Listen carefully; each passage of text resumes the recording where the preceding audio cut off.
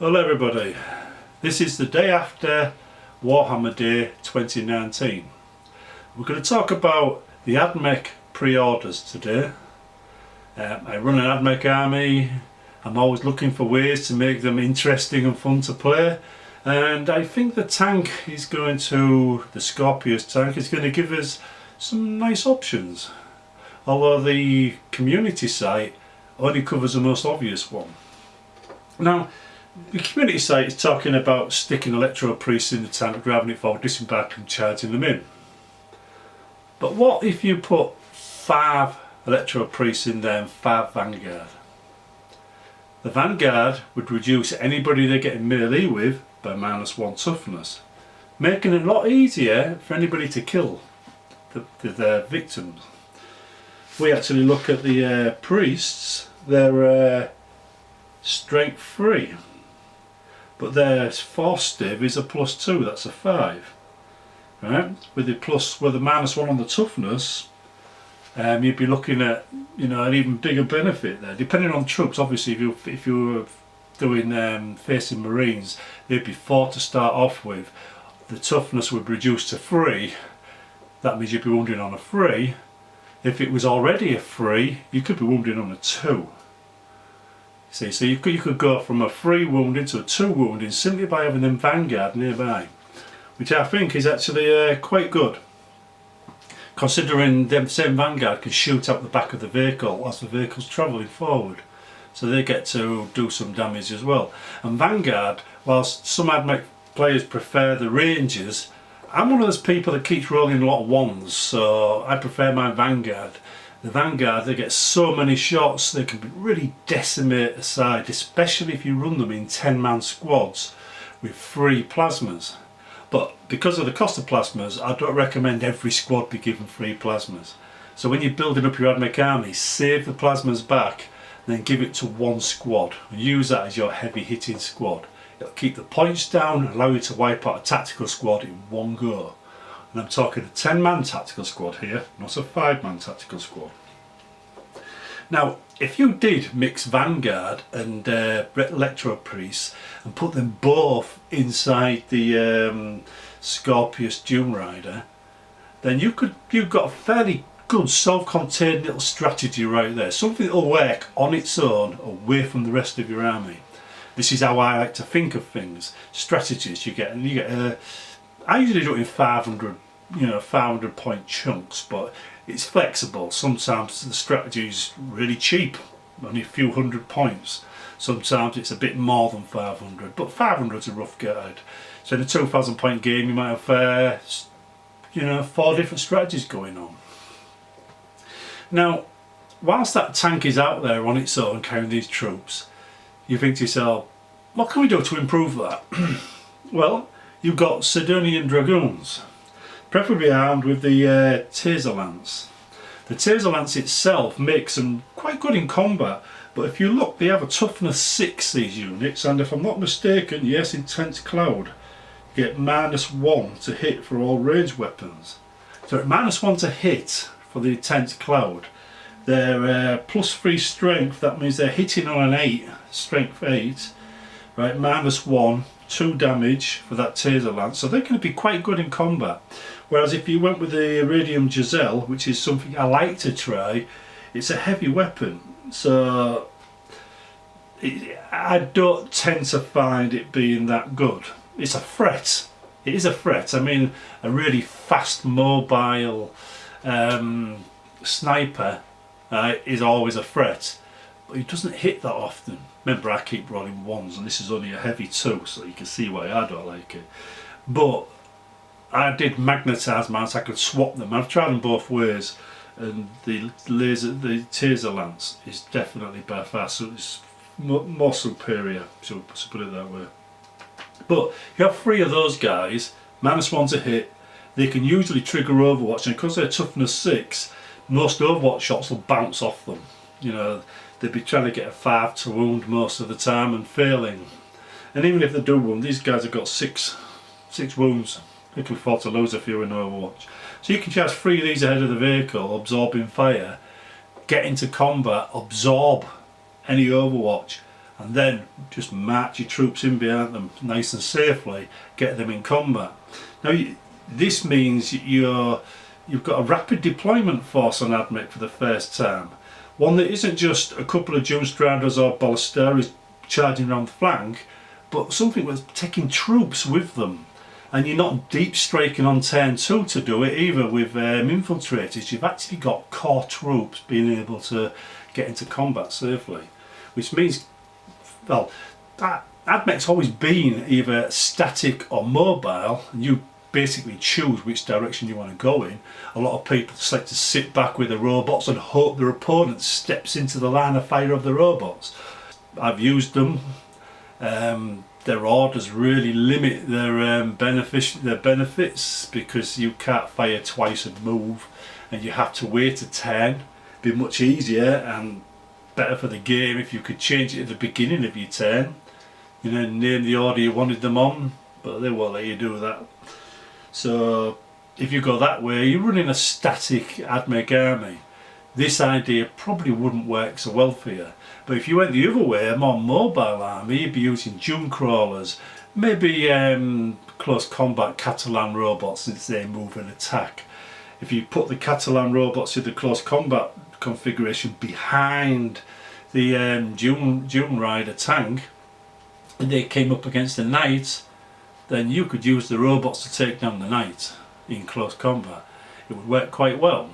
Plus there'd be a lot of units there that a lot of units for the knight to shoot at. Should this be an ad break?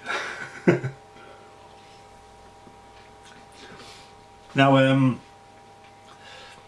you could keep adding to this, but at some point you're going to hit a limit, you know, where you're suddenly taking away from other aspects of your army. But see the Dune Rider tank not as just a transport, but as a way of enabling a more rapid deployment force for Admech. And look at it as a single modelling part of an overall strategy.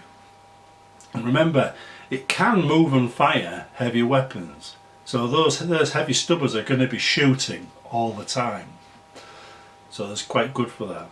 Now the other one, the disintegrator tank, comes with disruptor missiles, heavy D6, strength 7, AP mana 2, D3, 36-inch range, not too bad. Go down a bit more. I'm looking for a specific one, to be honest. The Furunmite cannon, heavy 3.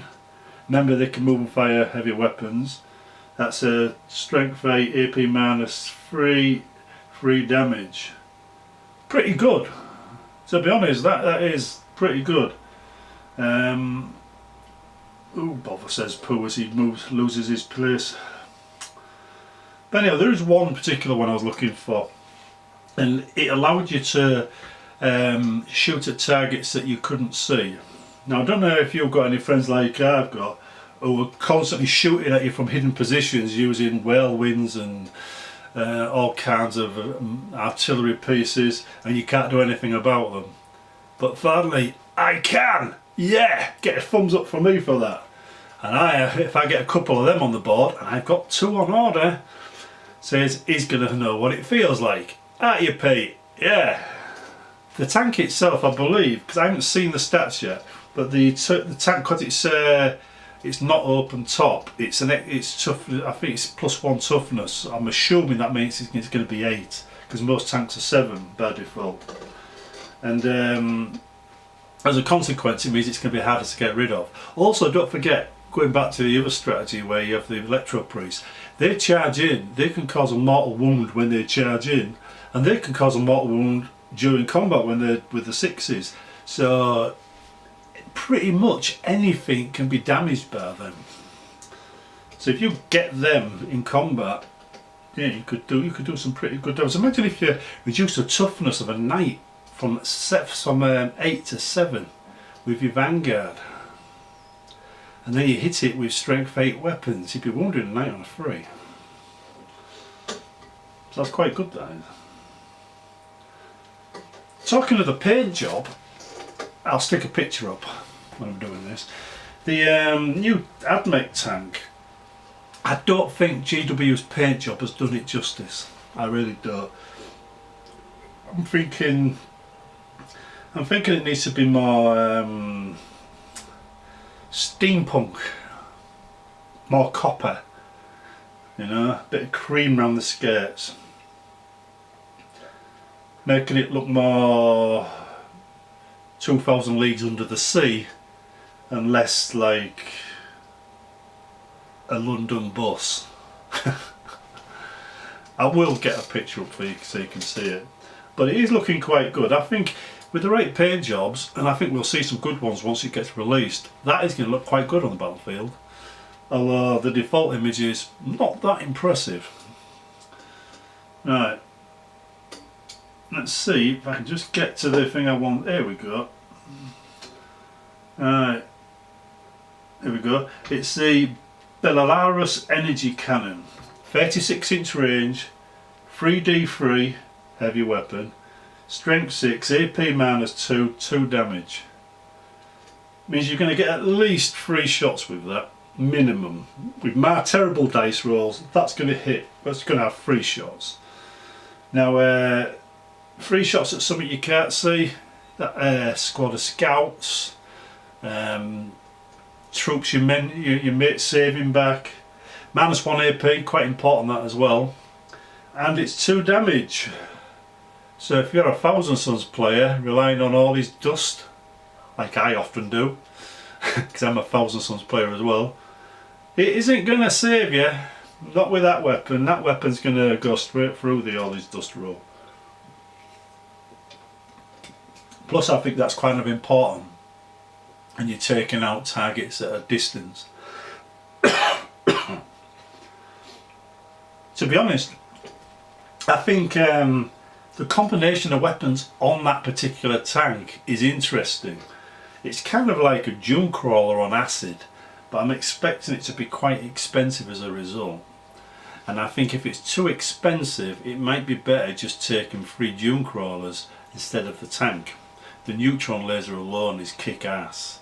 I mean, it always causes a minimum of 3 damage, but then again some of these weapons do as well. Anyhow, that went on pre-order on Warhammer Day. Now if we just look through the rest of the book, we come to the Catalan robots.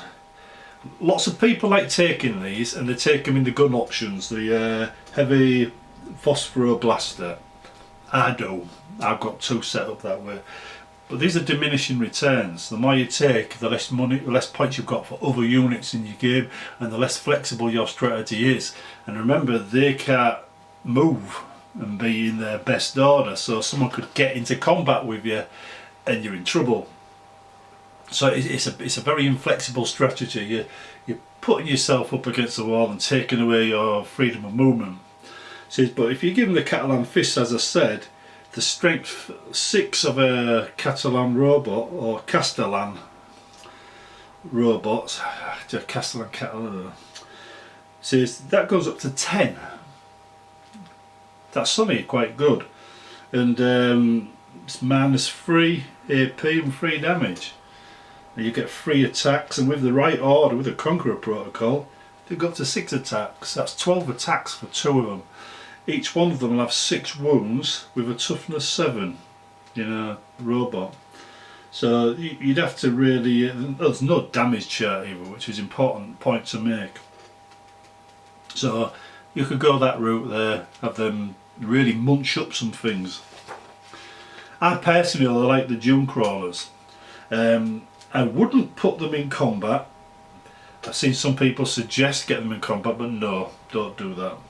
Right, they're not good in that role, but they are good in various other ways. There's quite a lot of really good weapons for these, and depending on how cheap you want to make them, you give them various weapons. The most popular way of going though is the neutron blaster, or laser, sorry. That's a heavy D3, strength 10, AP -4, D6 damage, and a 1 or a 2 is always a 3 on the damage roll. So that's a really popular one. But, and I can't recommend this enough, try and take 3 a maximum 3 of these, right, and make one of them an Icarus array. This may sound a bit weird, right, given the fact that your opponent might not have any aircraft, but these guys here add 1 when they're targeting flyers and subtract 1 when they're not.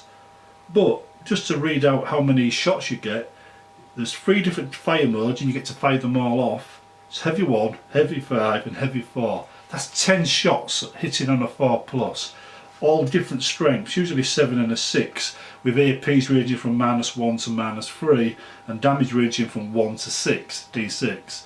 Right, so even at a 4+, a 50-50 hit chance, that is good. And if you stick an HQ choice nearby, you're going to re-roll your ones anyway, and you could probably buff them up in other ways.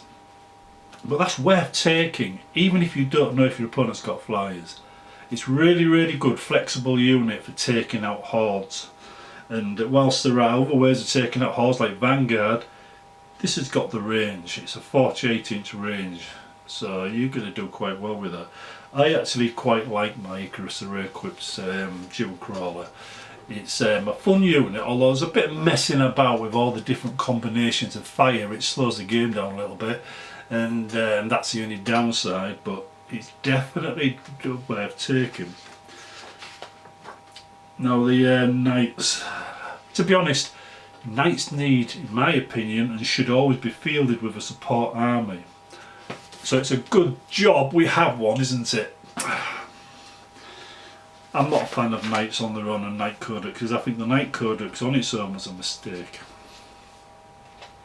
Knights should be a support, an allied detachment, not an army in its own right. But the Crusader, it's the one that you get 3 different weapons on, right? Well, more than 3, but 3 main weapons on, including turrets, well, top carapace, left arm, right arm. It's a shooty thing, you keep it back, bang bang bang. But remember, the Knights all carry, was it Titanic Feet? There's 12 attacks, and 12 attacks that use a strength, and that's 8. You know, so it's good. It doesn't need a close combat weapon to be effective. It's quite good on its own. But the extra firepower from that, that'd be about 503 points if you set that up with the most expensive options. And you get the Avenger Gatling cannon, which is a heavy 12. Basically, it's like a souped up assault cannon. Rapid fire, heavy bolter. Heavy bolter, that's saying. Rapid fire battle cannon. Heavy 2d6 that will, strength 8 -2 d3. Thermal cannons, which is a heavy d6, that's a 9 -4 6. You know, they're quite good in support.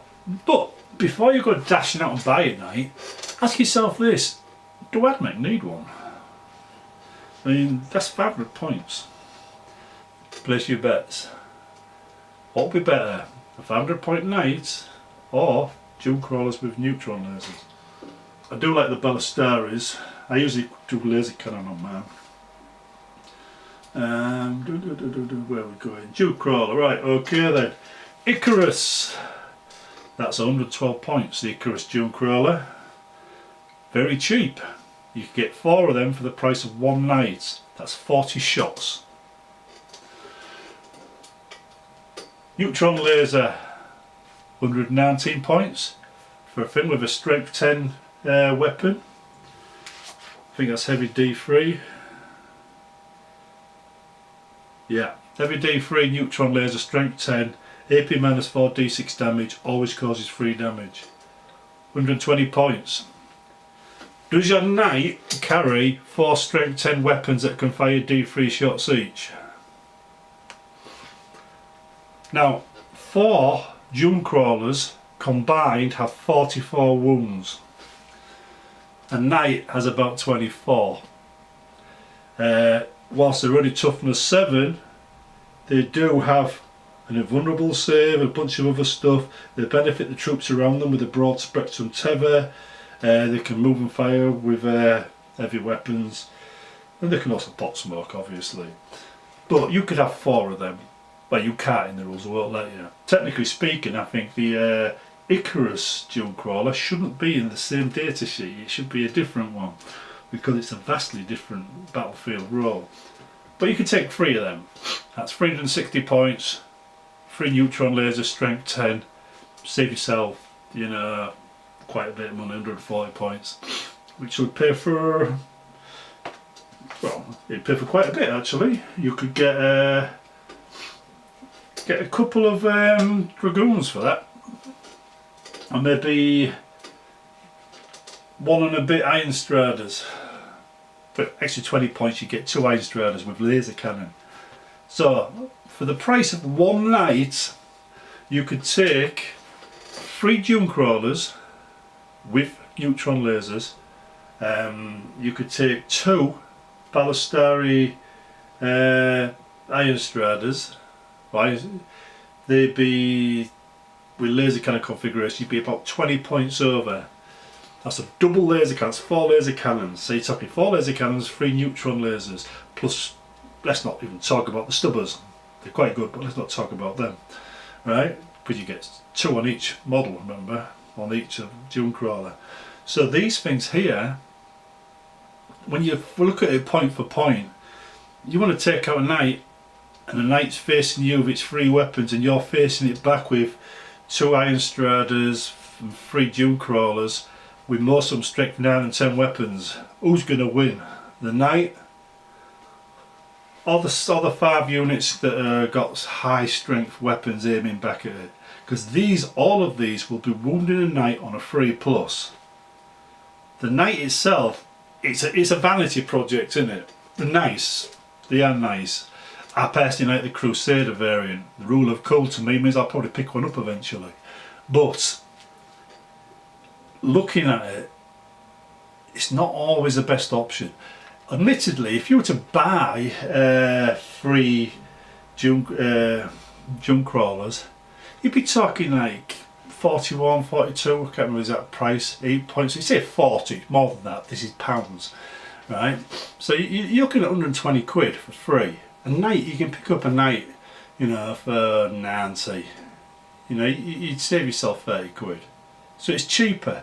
And if you were to go and buy a couple of iron straders, they're about 30 quid, right? So now you're talking 2 of them, that's 60, that's 180. Again, the knight only costs 80 quid or 90 quid. So from a price perspective, right, you could buy 500 points worth of troops in 1 night, or you could spend twice the amount of money and get something that's twice as good. Now it's tempting when you're starting out to go for the biggest baddest things just to get the points up, but what happens when you get your points to 2,000 points and you've just got 4 knights? Do you go back and buy the other bits? Most people don't, they just sit with the 4 knights and keep playing that over and over again. So I would suggest buy the knight last. When you've got yourself a proper army to field with it, that way you can see how Admech's supposed to work without the knights before you add one. That way you'll have a proper army. However, the armigers, I haven't actually got the rules up here, they're downstairs, but the armigers, if you're going to go anywhere with knights early on, armiger warglaives, good in combat, good for shooting, very very fast. I would recommend them first. I'm not so sure about the other one, the autocannon variant. It's that kind of autocannon variant. It's, I don't know, it's, there's better weapons on the board, well, better units on the board with better weapons than that, I think, on the Admech side. So you have to use your own judgment there. But I definitely like the warglaive variant. It's been very very effective, and I usually run mine with an escort of a couple of dragoons, so the dragoons are moving forward, you know, breaking up the things that get in its way, and then it punches through, and it's working quite well in that regard. It's good in that role. Anyway, that's the end of this sit and talk about Admech.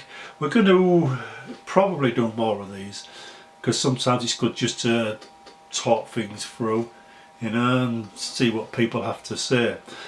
In the meantime, keep an eye out for those tanks. They will change the Admech side, and you may want to be picking up the priests, the rust stalkers, and these kind of units to go with them, because at the end of the day this is what they were made for. And don't forget, the tank might prove interesting. And when it does, or if it doesn't, I'll make a video about it. I might even make one building the tanks when I get them, so you can see what the model's like to assemble. But we shall see. See you next time.